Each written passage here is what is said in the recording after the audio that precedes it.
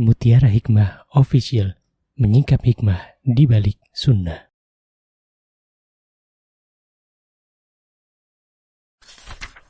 Salurkan donasi terbaik Anda untuk mendukung dakwah Mutiara Hikmah Official. Mau haji yang gak pakai antri? Daftar sekarang, insya Allah 2024 berangkat. Gratis keberangkatan umroh sebelum haji. Dibersamai oleh Ustadz Hanan Yasir dan juga Ustazah Imro'atul Azizah. Buruan daftar sekarang juga, sebelum harga naik.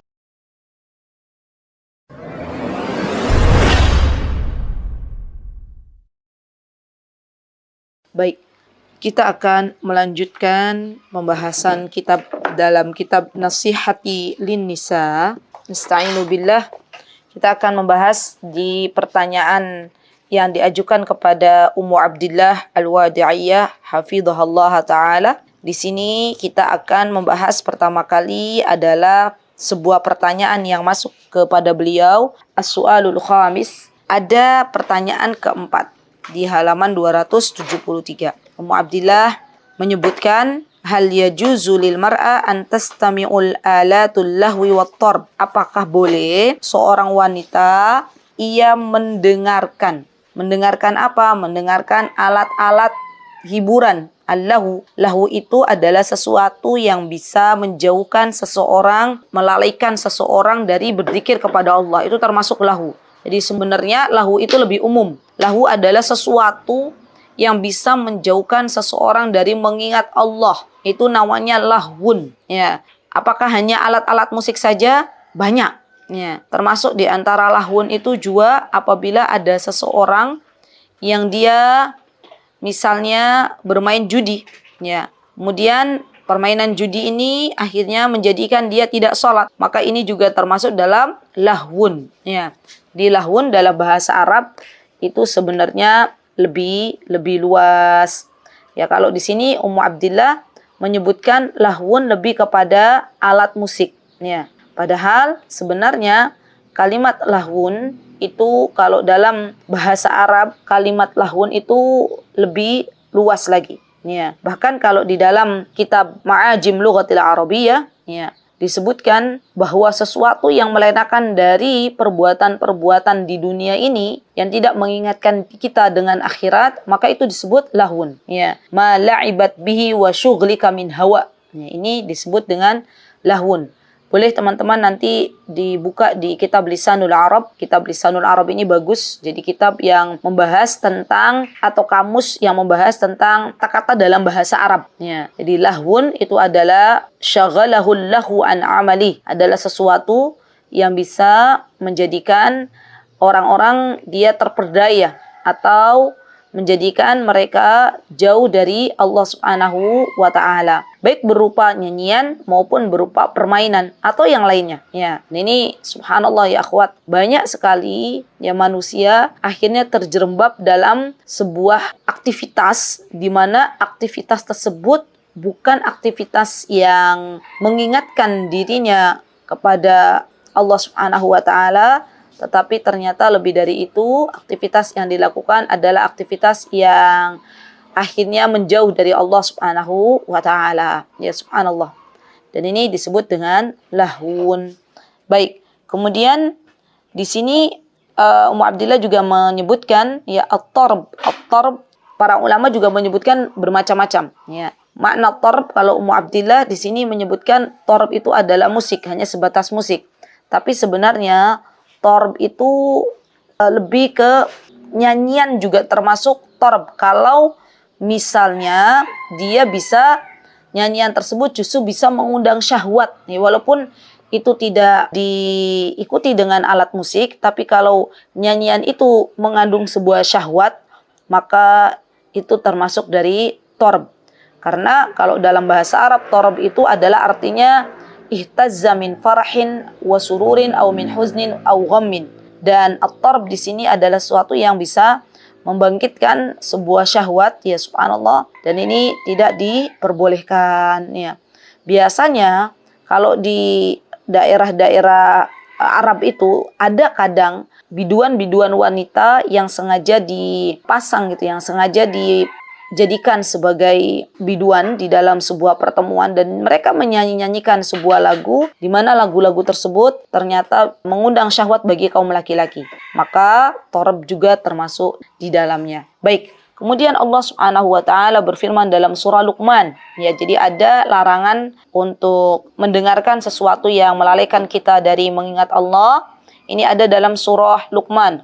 Surah Luqman ayat 6, apa kata Allah Subhanahu wa taala? A'udzubillahi minasyaitonir rajim. Wa minan nasi may yashtari lahwal haditsi liyudilla an sabilillahi bighairi ilm wa yattakhidhaha huzwa. Ulaika lahum adzabum muhin. Lihat teman-teman. Ini Allah loh yang berfirman. Apa kata Allah Subhanahu wa taala? Ada di antara manusia, berarti tidak semua manusia, di antara sebagian orang-orang yang dia mengucapkan ucapan yang lebih umum, lahwun, itu sesuatu yang tidak berguna, untuk menyesatkan manusia dari jalan Allah. Liyudilla an sabilillah. Jadi subhanallah ya, sebuah perkataan itu bisa menunjukkan manusia kepada jalan Allah dan sebaliknya sebuah perkataan bisa menyesatkan manusia dari jalan Allah. Tergantung siapa yang mengucapkannya. Kalau yang mengucapkan adalah orang-orang baik, maka tentunya ia akan mengucapkan sesuatu yang diridhai oleh Allah. Sebaliknya, kalau yang mengucapkan adalah orang-orang yang tidak baik, orang-orang yang jauh dari ilmu, orang-orang yang jauh dari Allah, maka ucapan-ucapan mereka diantara tujuannya adalah untuk menyesatkan umat dari jalan Allah Subhanahu wa taala. Ya. Dan di sini perlu digarisbawahi ya akhwat. Siapa orang-orang yang menyesatkan manusia dari jalan Allah? Mereka yang tidak memiliki ilmu, bighairi ilmin, tanpa adanya ilmu. Jadi kita dianjurkan untuk memiliki ilmu terlebih dahulu sebelum berucap. Kita dianjurkan untuk memiliki pengetahuan terlebih dahulu sebelum berkata. Kenapa? Karena semua yang kita katakan, semua yang kita ucapkan akan dipertanggungjawabkan oleh diri kita kepada Allah Subhanahu wa taala di akhirat nanti. Hati-hati, kalaulah ucapan itu memang Allah ridhai maka kita ucapkan. Kalau ternyata ucapan itu membuat orang semakin jauh dari Allah Subhanahu wa taala maka tidak kita ucapkan. Karena efeknya sangat luar biasa. Kalau ucapan itu mengajak ke jalan yang Allah ridhoi, maka termasuk dari jariyah bagi kita semuanya. Sebaliknya, kalau ucapan tersebut ternyata menjadikan manusia semakin jauh dari Allah Subhanahu wa taala, maka itu ucapannya akan masuk ke dalam dosa jariyah. Mari kita berhati-hati sebelum berkata, berhati-hati sebelum berbuat, karena kita semuanya akan menghadap Allah dan mempertanggungjawabkan apa yang kita lakukan di dunia. Baik. Kemudian di sini Allah Subhanahu wa taala berfirman wa yattakhidaha huzwa. Ini orang-orang yang dia berucap, orang-orang yang dia berkata-kata menyesatkan manusia dari jalan Allah. Ya, kemudian mereka juga mengolok-olok agamanya Allah Subhanahu wa taala dan zaman sekarang itu banyak sekali. Ya. Jadi sekarang itu hati-hati ketika mencari guru. Ada guru yang justru menjauhkan seseorang dari Allah Subhanahu wa taala, ya. Ada guru yang menjadikan muridnya semakin dekat dengan Allah, ya. Kalaulah kita mendapati ada seorang yang mengajak ke jalan yang justru Allah murkai, maka hendaklah kita tidak mengikutinya, ya. Zaman sekarang ya akhwat, kita hidup di zaman di mana semua orang bisa berucap, semua orang bisa berkata, semua orang bisa menulis, ya. Dan hati-hati dalam memilih siapa yang akan kita jadikan sebagai teladan, gitu ya. Karena terkadang orang melihat dia itu adalah seorang yang berilmu, tapi ternyata kerjaannya diantaranya adalah mengolok-olok agamanya Allah Subhanahu wa taala, menertawakan orang-orang yang justru sedang berjuang menjalankan syariatnya Allah. Maka tidak perlu kita ikuti. Kenapa? Karena kita tidak diperbolehkan untuk mengolok-olok agamanya Allah. Ada orang yang dia mengolok-olok seorang laki-laki yang memiliki jenggot misalnya. Ya, itu kan syariatnya Allah, ya.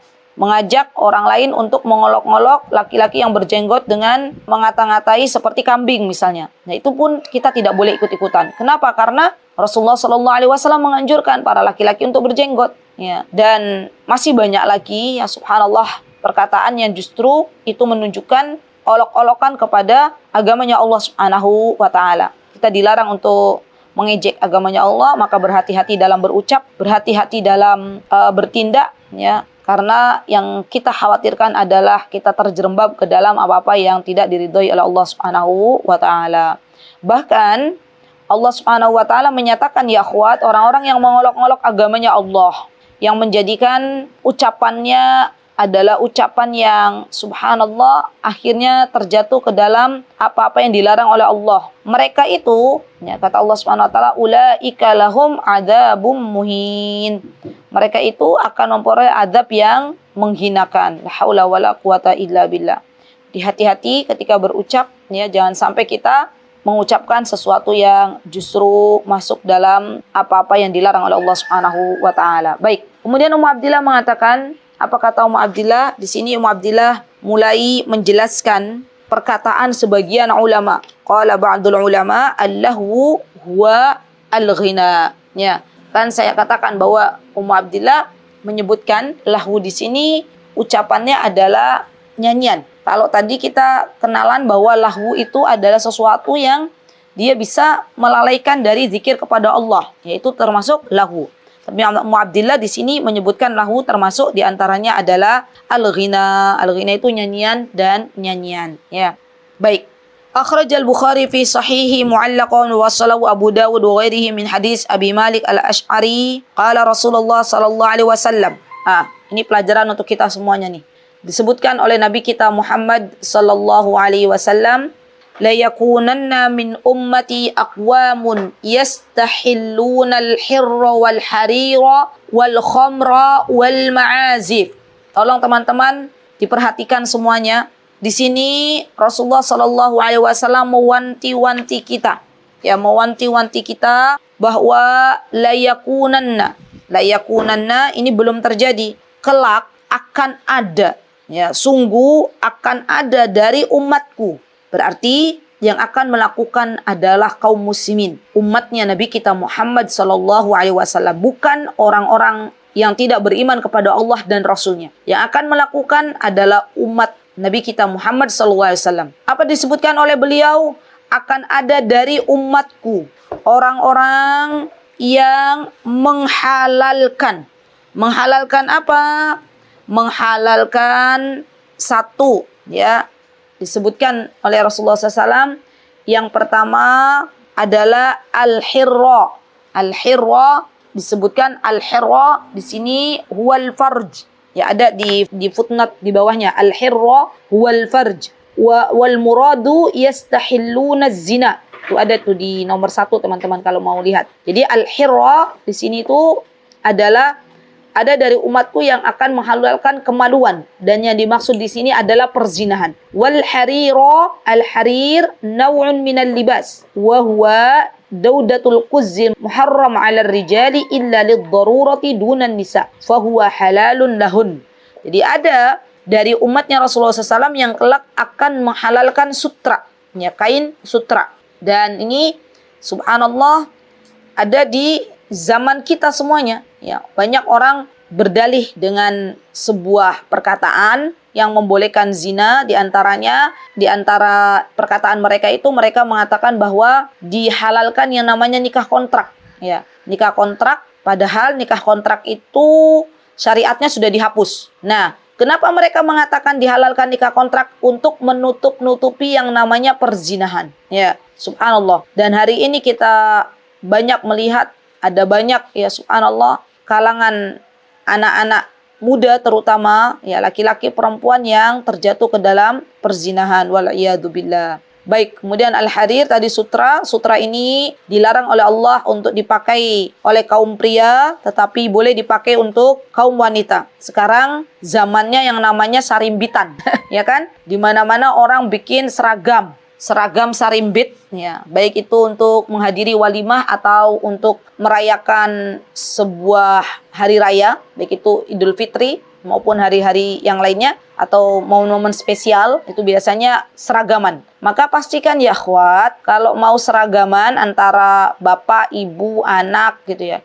pastikan kain yang dipakai oleh suami kita itu bukan sutra, ya. Karena sutra ini tidak boleh dipakai untuk kaum laki-laki. Kalau Ummu Abdillah di sini disebutkan illa lid-darurah, kecuali memang ada uzur. Ya, kalau ada uzur baru diperbolehkan. Misalnya untuk pengobatan, misal. Maka ini, atau misalnya nggak punya baju lagi selain baju sutra. Ya. Jadi dia nggak punya lagi baju, kalau dia nggak pakai baju sutra itu auratnya terbuka. Misal, itu kan kecuali dalam keadaan darurat ya. Maka hal-hal yang demikian itu diperbolehkan. Tapi selagi masih ada baju selain sutra, maka bagi kaum laki-laki tidak boleh memakai sutra. Kalau yang menyiapkan istrinya dapat dosa nggak? Dapat dosa. Kenapa? Karena masuk dalam bab ta'awanu 'alal itsmi wal 'udwan. Jadi perhatikan ya, untuk kainnya sendiri, kalau mau seragaman dengan suami tidak boleh memakai kain sutra untuk kaum laki-laki. Baik, wal khamra. Ma ma'nal khamr? Apa itu khamra? Di sini disebutkan, kenapa sih disebut khamr?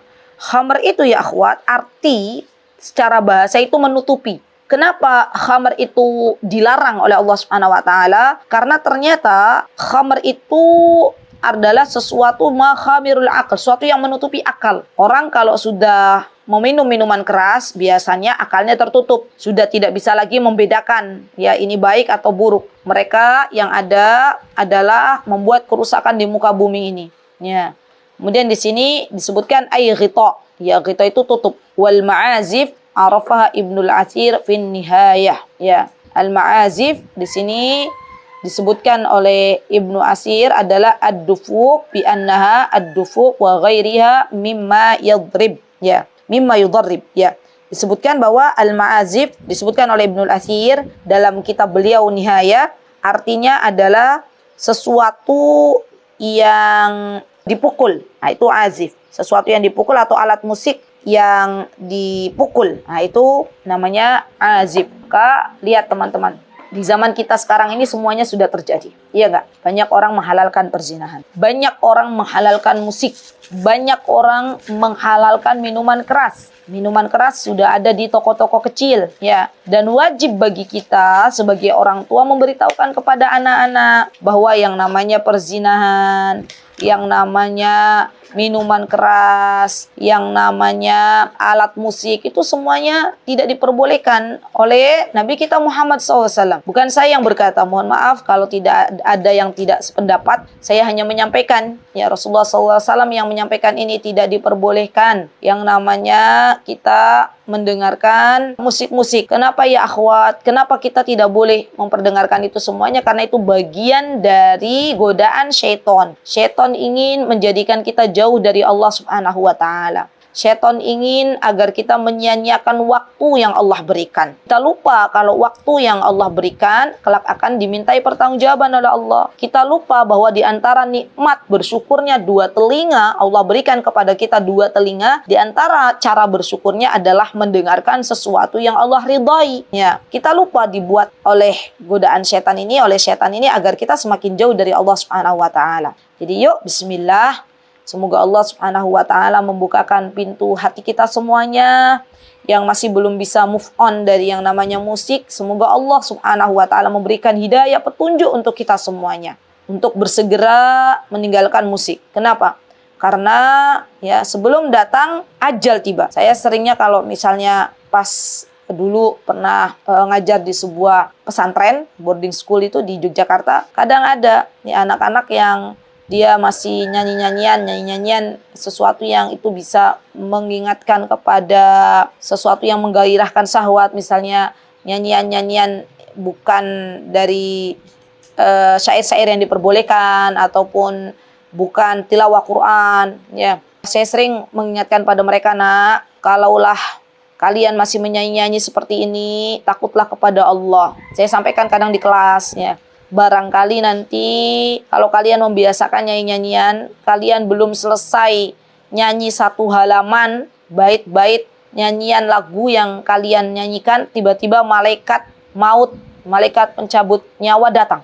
Dan kalimat yang terucap di akhir kehidupan kalian adalah kalimat-kalimat nyanyian, wal iyadu billah. Maka sungguh ya akhwat, kematian itu dekat, ya ajal itu terus mengitari kita. Jangan sampai kita terperdaya dengan sebuah nyanyian, sebuah musik ya, karena itu memang di antara dampaknya menjauhkan diri kita dari Allah Subhanahu wa taala. Subhanallah. Baik. Kemudian Ummu Abdillah mengatakan fa'alatul lahwi wat tarbu yuharrimu iftina'uha wastima'iha. Ya.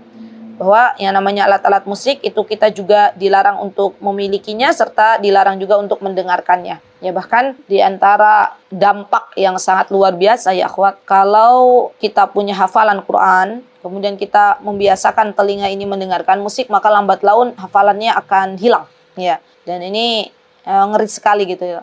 Hafalan yang kita perjuangkan setiap hari untuk bisa kita hafal ya, berjam-jam kita duduk untuk menghafal, kemudian kita mendengarkan musik, tiba-tiba Allah cabut kembali hafalan yang telah menancap, itu adalah sebuah musibah ya. Baik, kemudian di sini wa istasni min dzalika duf fa innahu murakhis fihi wa nahnu mas'ulun an awqatina kama qala Nabi sallallahu alaihi wasallam la tazulu qadama 'abdin hatta yus'ala an arba' an umrihi fima afnah wa an ilmihi fima amil fih wa an shababihi fima ablah wa an jismihi fima afnah. Ya subhanallah. Dikecualikan yaitu rebana. Aduh itu adalah artinya adalah rebana. Ya, dan rebana juga tidak asal dipakai dalam segala acara ya. Rebana ini boleh dipakai ketika ada walimah. Ya walimah itu pesta pernikahan ya, maka diperbolehkan yang namanya rebana, tapi itu pun dipakai secukupnya saja. Ya, jadi kalau untuk acara-acara selain walimah maka ini belum diperbolehkan. Baik. Nah, kemudian Rasulullah SAW berpesan kepada kita, ini muhasabah untuk kita semuanya, untuk diri saya terutama. Beliau menyebutkan sebuah hadis. Beliau berpesan, apa kata beliau? La tazula qadama 'abdin yaumal qiyamati. Kalau dalam riwayat lain, tapi kalau di sini la tazulu qadamu 'abdin hatta yus'al an arba'. Jadi ada memang riwayat yang seperti ini, kita akan mengikuti apa yang ada dalam kitab Ummu Abdillah. Ya, beliau mengatakan la tazul. La tazul itu tidaklah akan bergeser. Apa yang tidak akan bergeser? Qadam. Yang tidak akan bergeser adalah kedua kaki kita. Qadamu 'abdin. Kedua kaki seorang hamba hatta yus'al an arba'. Sampai kelak Allah akan tanya kepada kita 4 perkara. Dan kita akan menjawabnya ya akhwat. Kita akan menjawabnya. Kita semuanya akan menjawabnya. Yang pertama, poin pertama adalah an umrihi fima afna. Kita akan ditanya tentang usia kita. Untuk apa kau gunakan usiamu? Untuk apa kau habiskan waktumu? Itu semua akan ditanya. Seorang muslimah yang cerdas adalah seorang muslimah yang pandai mengatur waktu. Seorang muslimah yang baik adalah seorang muslimah yang menggunakan waktu-waktunya untuk hal-hal yang diridhai oleh Allah Subhanahu wa taala. Ia tidak akan membiarkan dirinya menghabiskan waktu untuk hal-hal yang tidak diridhai oleh Allah Subhanahu wa taala, karena dia sadar bahwa kelak akan ditanya oleh Allah Subhanahu wa taala di hari kiamat nanti, di akhirat nanti, tentang waktu yang dihabiskan untuk apa. Yang kedua, yang akan Allah tanya untuk kita semuanya, wa an ilmihi fima amil. Ini nih teman-teman yang hobi menghadiri majlis ilmu, ibu-ibu, emak-emak yang hobi menghadiri kajian, maka ilmu yang kita dapatkan bukan hanya ditumpuk dalam buku-buku catatan, ya, tapi lebih dari itu kita amalkan sebisa mungkin, semampu kita. Sedikit demi sedikit itu jauh lebih baik daripada tidak sama sekali, ya. Dan Allah itu zat yang maha tahu kemampuan seorang hambanya.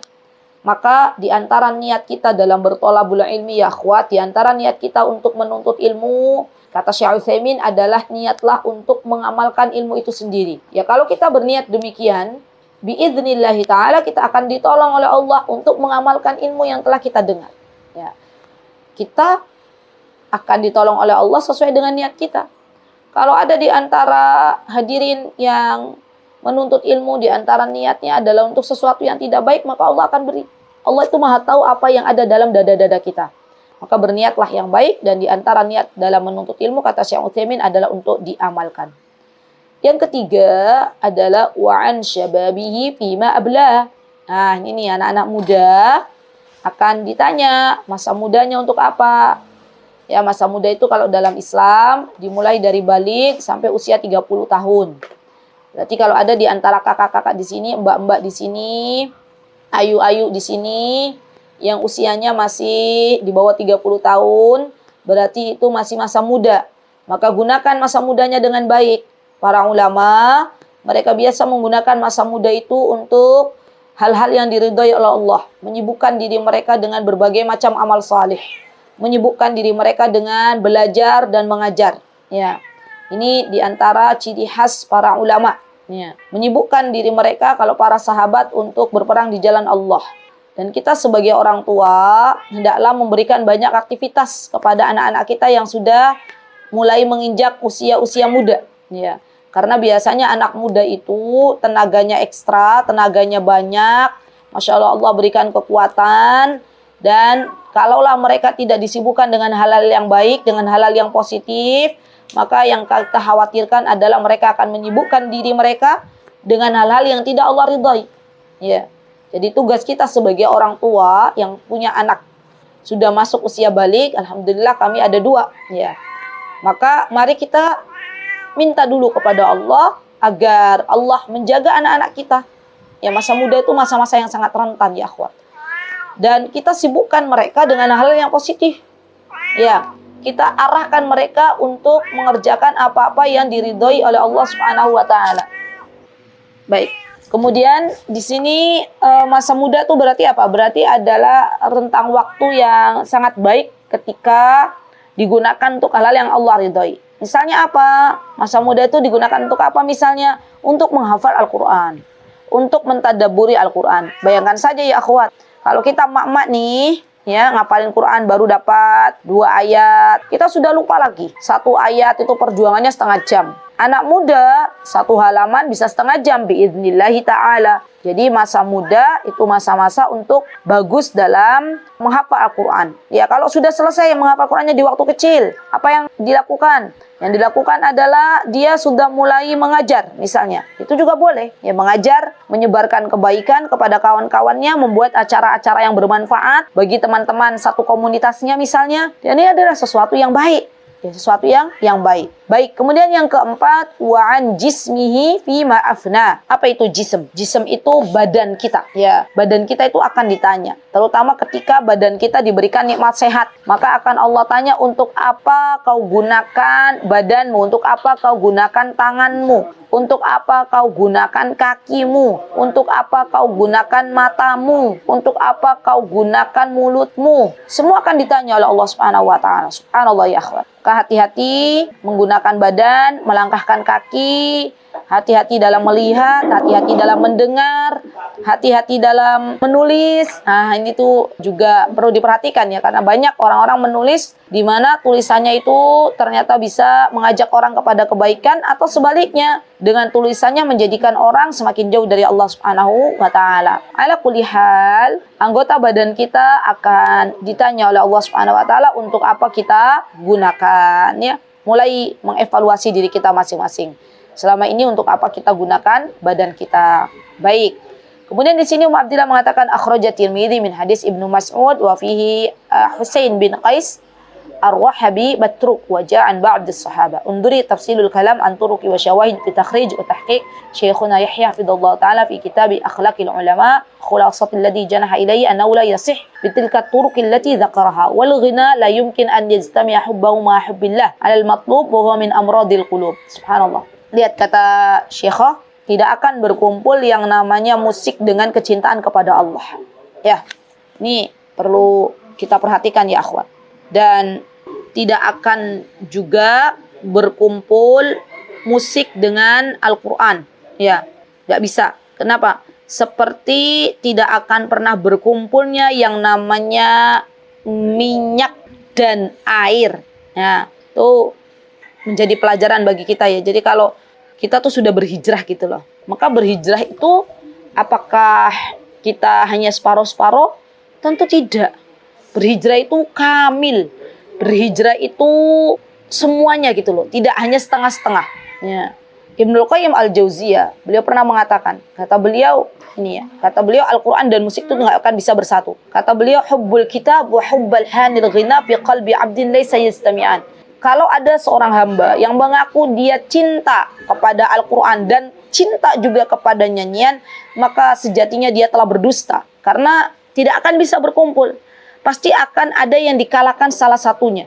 Ya, sampai-sampai Ibnul Qayyim menyebutkan, ya, Masya Allah, di dalam kitab beliau Ighatsatul Lahfan, beliau menyebutkan, kata beliau, innal Qur'an wal ghina la yajtami'ani fi qalbi abadan. Sesungguhnya Al-Qur'an dan nyanyian dan musik itu tidak akan bersatu di hati seorang hamba selamanya, abadan. Lima bainahuma minat tadad, karena keduanya itu bertentangan. La haula wala quwata illa billah. Jadi subhanallah ya akhwat, jangan kita habiskan waktu kita hanya untuk mendengarkan sesuatu yang tidak Allah ridhai.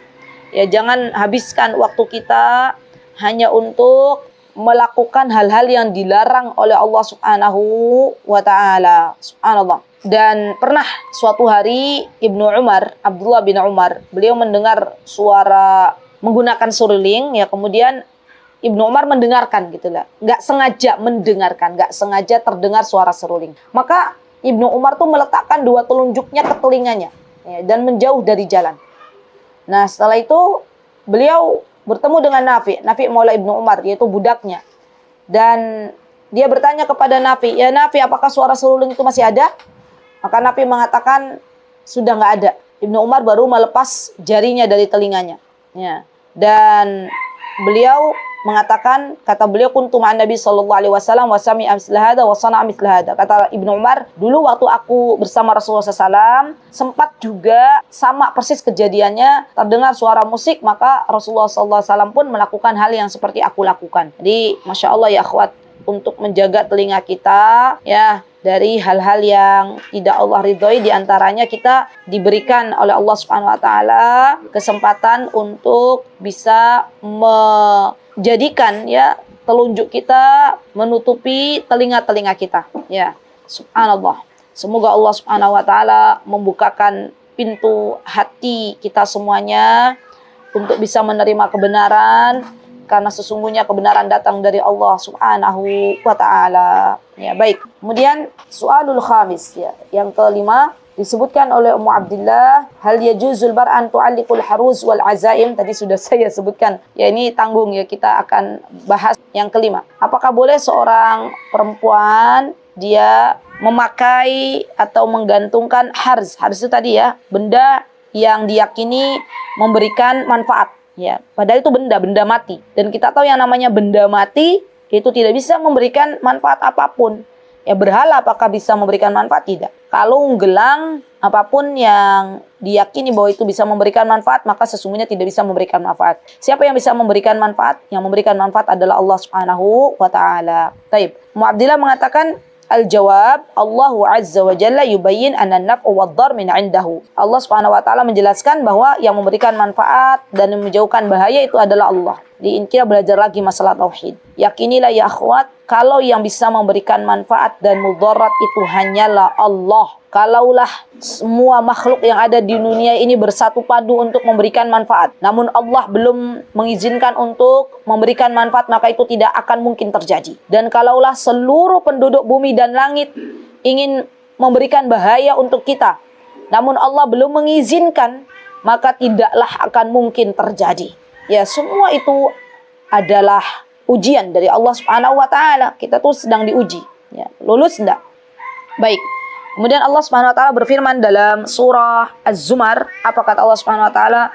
Qul ara'aytum ma tad'una min dunillahi in aradani Allahu bidurrin hal hunna kashifatu durrih aw aradani birahmatin hal hunna mumsikatu rahmati qul hasbiyallah alaihi yatawakkalul mutawakkilun.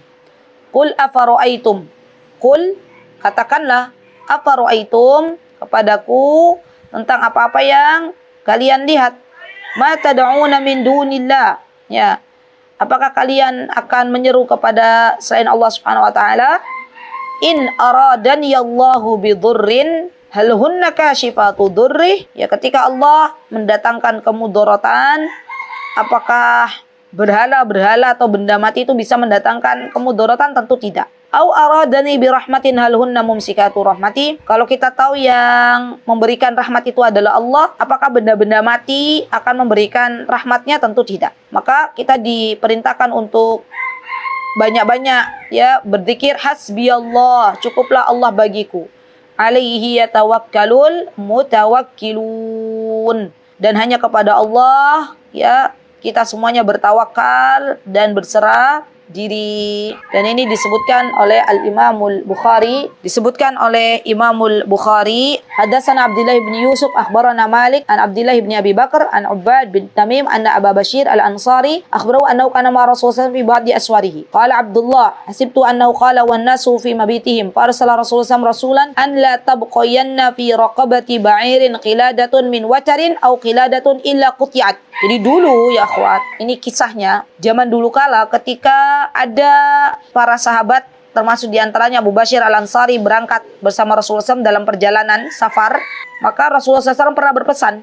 Kata beliau ketika para sahabat sedang beristirahat ya di safarnya, Rasulullah mengatakan tolong dicabut ya semua kalung yang ada pada unta, pada leher unta ya. Semuanya diputus ya. Kenapa?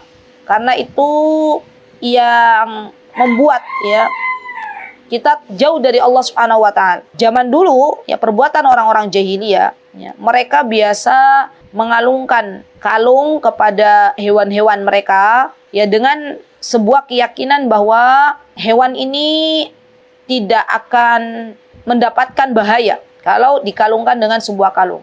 Jadi hewan-hewan ternak mereka tuh biasa dikalungkan dengan seuntai kalung ataupun semacamnya atau tali ya. Jadi kalau ada orang dia menguntaikan sebuah tali kepada anak-anaknya dengan memiliki keyakinan bahwa tali tersebut memberikan manfaat atau mudarat, maka ini sama saja dengan perbuatan orang-orang jahiliyah ya. Jadi hal-hal yang demikian ya akhwat hendaklah kita jauhkan sejauh-jauhnya ya, karena itu akan menodai keyakinan kita kepada Allah Subhanahu wa taala. Dan kata Ummu Abdillah, walaupun ya yang digantungkan itu adalah berupa ayat-ayat Al-Qur'an itu tidak boleh ya. Fata'liqul haruz wal azai muharram hatta wa in kanat minal Qur'an au ad'iyatun nabawiyah, atau yang ditulis itu adalah doa-doa apa? Doa-doa dari Nabi, maksudnya doa-doa yang ada dalam sunnah. Itu pun tidak boleh. Kenapa ya akhwat? Bukan masalah tulisannya, bukan. Tetapi masalahnya kita salah menempatkan. Yang namanya Al-Quran, yang namanya doa itu bukan untuk dikalungkan, tapi untuk dibaca. Ya, jadi Al-Quran bisa memberikan manfaat kepada kita kalau kita baca, bukan kalau kita jadikan sebagai jimat. Doa, kapan bisa memberikan manfaat, kapan bisa menjauhkan seseorang dari bala, menjauhkan seseorang dari musibah atas takdir yang telah ditetapkan oleh Allah. Kapan itu? Ketika dia dibaca, minta kepada Allah, baru doa itu akan memberikan manfaat atas izin Allah. Tapi kalau dia dijadikan sebagai kalung, kalau dia dijadikan sebagai sesuatu yang dipakai ya misalnya, maka itu tidak akan bisa memberikan manfaat ataupun bahaya sama sekali ya. Jadi bukan masalah Al-Qur'annya, bukan, tetapi seseorang yang salah menempatkan Al-Qur'an dan doa kepada sesuatu yang tidak diajarkan oleh Nabi kita Muhammad sallallahu alaihi wasallam. Baik. Kemudian di sini Mu'abdillah mengatakan di anna dzalika ma fa'alahu Nabi sallallahu alaihi wasallam min nafsihi wa la li ahadin minas sahabah. Dan para sahabat, para nabi pun tidak pernah melakukan hal yang demikian. Jadi nggak pernah yang namanya mengalungkan sesuatu baik itu kepada anak-anak maupun kepada hewan tunggangan.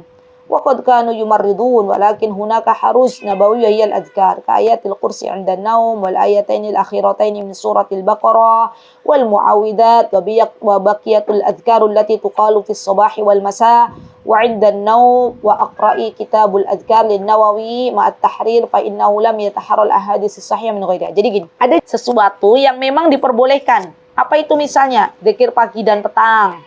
Boleh itu teman-teman baca. Tapi ingat ya, yang namanya Al-Quran atau bacaan zikir pagi petangnya bukan ditulis kemudian digantung, bukan, tetapi dibaca ya. Atau misalnya ayat kursi, itu juga boleh, ayat kursi dibaca ya. Maka atas izin Allah, kalau kita baca surah Al-Baqarah di rumah kita, atas izin Allah yang namanya setan itu lari terbirit-birit ya, menjauh dari rumah yang dibacakan surah Al-Baqarah. Ya, apalagi di sini al-ayatainil akhiratain, 2 ayat terakhir surah Al-Baqarah. Jadi tidak boleh ya akhwat yang namanya Al-Qur'an itu ditulis, digantung di rumah, di pintu-pintu dengan kain misalnya, sama aja nggak boleh. Ya, subhanallah. Sedih rasanya kalau kita masih banyak menemukan sebagian saudara-saudara kita, ya kan? Mereka semua saudara tetap ya akhwat. Yang menjadikan Al-Quran ini sebagai jimat, namun bukan untuk dibaca, tapi untuk digantungkan di beberapa tempat, gitu ya. Subhanallah. Dan ini demi Allah bagian dari syaitan, dari godaan syaitan. Percayalah bahwa apa yang digantungkan dari Al-Quran serta tulisan-tulisan Arab yang ada di rumah gitu, itu tidak akan bisa memberikan manfaat sedikit pun ataupun memberikan madarat. Mereka hanyalah benda mati dan hanya Allah Azza wa Jalla yang memberikan manfaat dan mudarat. Kapan Allah memberikan manfaat dan mudarat? Apabila Al-Quran itu dibaca. Baik untuk zikir pagi dan petang ataupun dibaca di sini ketika kita akan tidur, boleh baca ayat kursi. Ya, dan yang lebih lengkap, teman-teman silakan baca kitab Adhkar ya, yang dikarang oleh Imam An-Nawawi rahimahullahu ta'ala. Wa minal adillati aidan ala tahrim ta'liqil haruz ma rawahu al-Imam Ahmad qala man 'allaqa tamimatan aw wada'atan faqad asyrak. Ya, disebutkan oleh Rasulullah SAW, beliau mengatakan barang siapa yang menggantungkan tamimah atau sesuatu yang digantungkan untuk menolak ain atau menolak bahaya, maka dia telah menyekutukan Allah Subhanahu wa ta'ala. Ya ibu-ibu, mohon dengan sangat, kalaulah ada di sebuah masyarakat sudah menjadi kebiasaan menggantungkan benang, gelang, kalung, tali, apapun itu kepada bayi-bayi, maka mohon untuk di stop. Ya, sudah tidak ada lagi ya perbuatan-perbuatan yang menyekutukan Allah, karena hal demikian itu akan mendatangkan musibah, akan mendatangkan azab. Ya, jadi percayalah bahwa kalau kita menyekutukan Allah, maka azab itu akan didatangkan oleh Allah Subhanahu wa taala, akan Allah segerakan. Ya, jadi hati-hati, wajib bagi kita untuk beramar ma'ruf nahi mungkar, tentunya beramar ma'ruf nahi mungkar dengan cara yang baik, bukan dengan cara serampangan, bukan, sama sekali bukan. Kita beramar ma'ruf nahi mungkar dengan sesuatu yang lembut, ya, bukan dengan yang keras. Ya, baik.